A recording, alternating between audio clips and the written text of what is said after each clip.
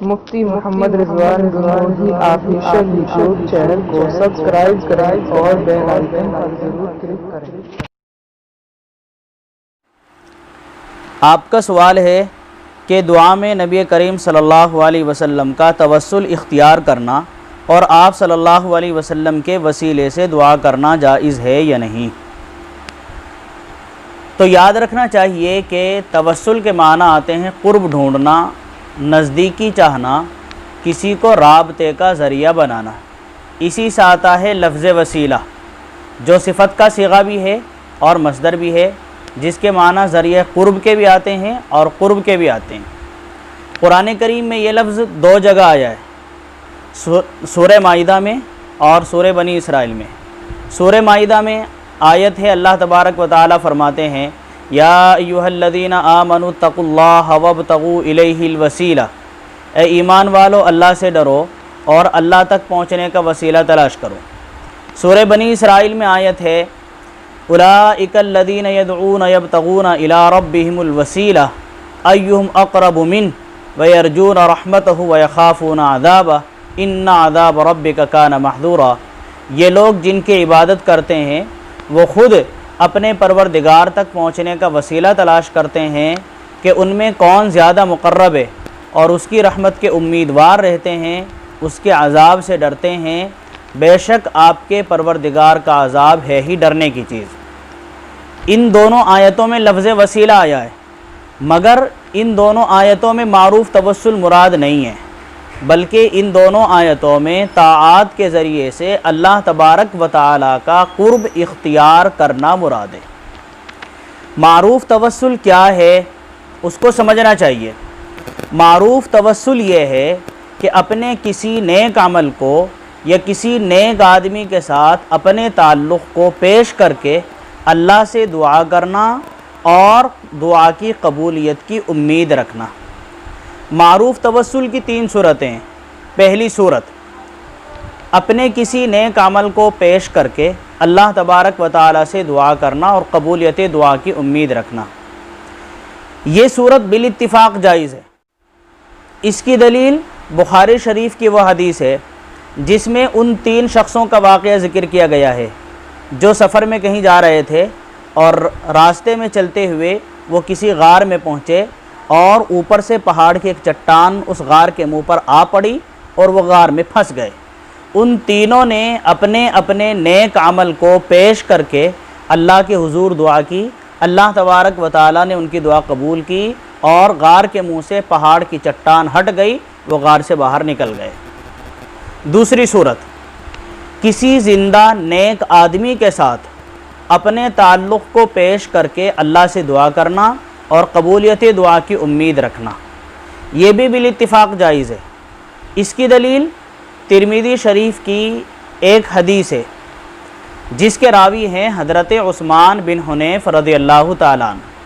ایک نابینا شخص رسول اللہ صلی اللہ علیہ وسلم کی خدمت میں حاضر ہوا اور اس نے کہا اللہ کے رسول میرے لیے دعا فرما دیجئے تاکہ اللہ تبارک و تعالیٰ مجھے عافیت بخش دیں۔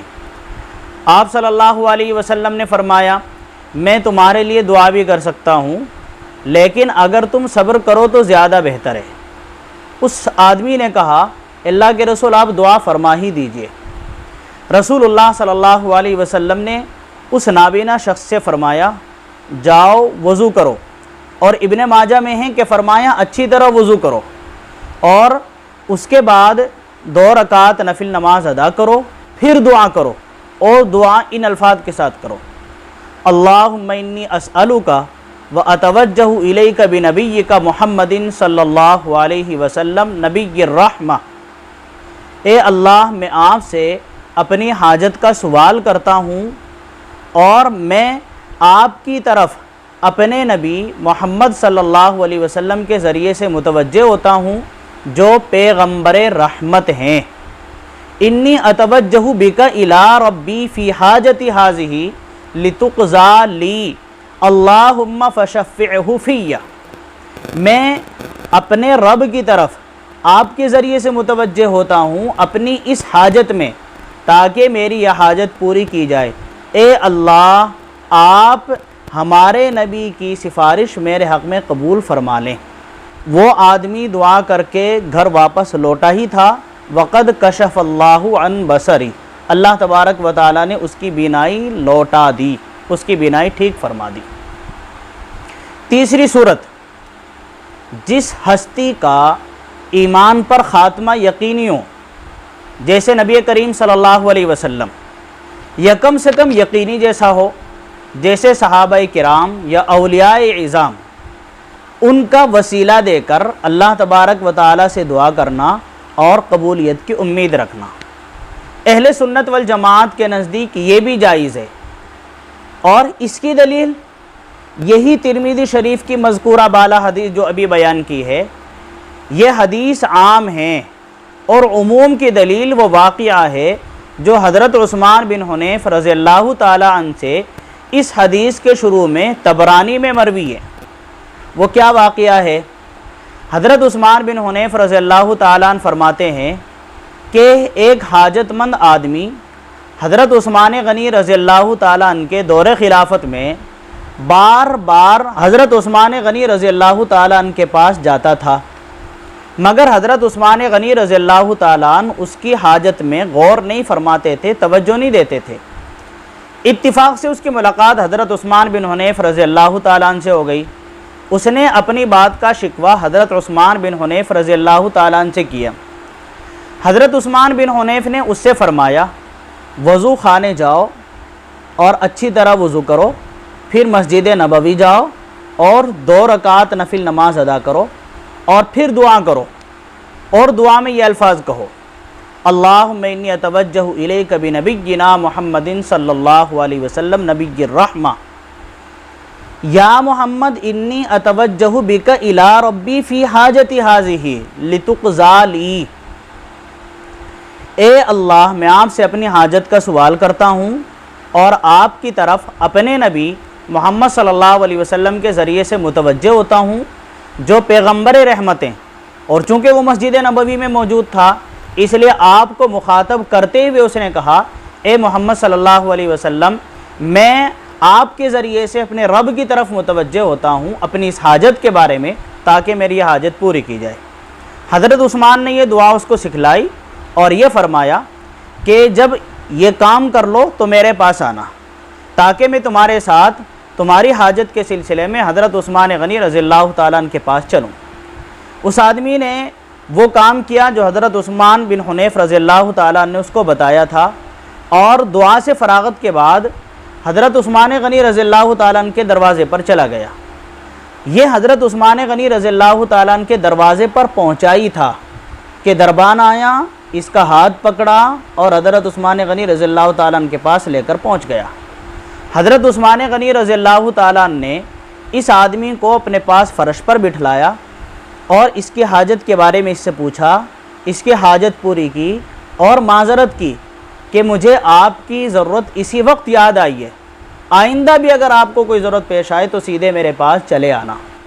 اس کے بعد یہ آدمی حضرت عثمان بن حنیف رضی اللہ تعالیٰ عنہ کے پاس پہنچا اور ان کا شکریہ ادا کرنے لگا، اور یہ کہا کہ اللہ آپ کو جزائے خیر عطا فرمائے، آپ نے میری حاجت کے بارے میں حضرت عثمان غنی رضی اللہ تعالیٰ عنہ سے بات کی ہے، ورنہ تو آپ کے بات کرنے سے پہلے تو حضرت عثمان غنی رضی اللہ تعالیٰ عنہ میری حاجت میں غور ہی نہیں فرماتے تھے، توجہ ہی نہیں دیتے تھے۔ حضرت عثمان بن حنیف رضی اللہ تعالیٰ عنہ نے فرمایا، واللہ میں نے تمہارے معاملے میں حضرت عثمان غنی رضی اللہ تعالیٰ عنہ سے کوئی بات نہیں کی ہے، یہ اس دعا کا اثر ہے جو دعا تم نے کی ہے۔ تو اس حدیث میں حضرت عثمان بن حنیف رضی اللہ تعالیٰ عنہ نے اس آدمی کو جو دعا سکھلائی ہے وہ دعا نبی کریم صلی اللہ علیہ وسلم کی وفات کے بعد سکھلائی ہے، اور اس دعا کے ذریعے سے اس نے دعا کی ہے اور اس کی دعا قبول ہوئی۔ حضرت عثمان غنی رضی اللہ تعالیٰ نے اس کی حاجت میں غور کیا اور اس کی حاجت پوری کی ہے۔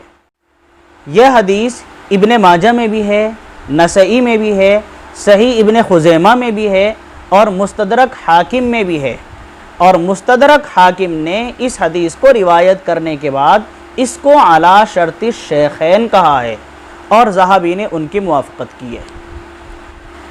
علامہ ابن تیمیہ اور ان کے متبعین کہتے ہیں کہ توسل کی یہ صورت جائز نہیں ہے، اور ان کی دلیل بخاری شریف کی مشہور حدیث ہے आमुर रमादा कहत का साल सन 18 हिजरी, हज़रत उमर रज़ी अल्लाह ताला अन्हु का दौर खिलाफत, जिसमें बेशुमार लोगों की जानें चली गई।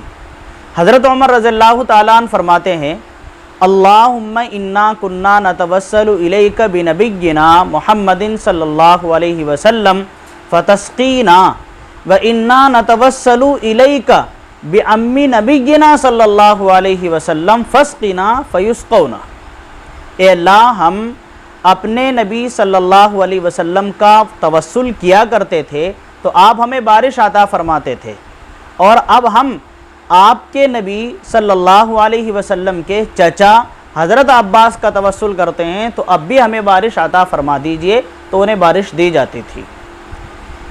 अल्लामा इब्न तैमिया और उनके मुत्तबईन कहते हैं कि हज़रत उमर रज़ियल्लाहु ताला अन्हु ने रसूलुल्लाह सल्लल्लाहु अलैहि वसल्लम की वफ़ात के बाद हज़रत अब्बास रज़ियल्लाहु ताला अन्हु का तवस्सुल किया है, उनके वसीले से दुआ की है।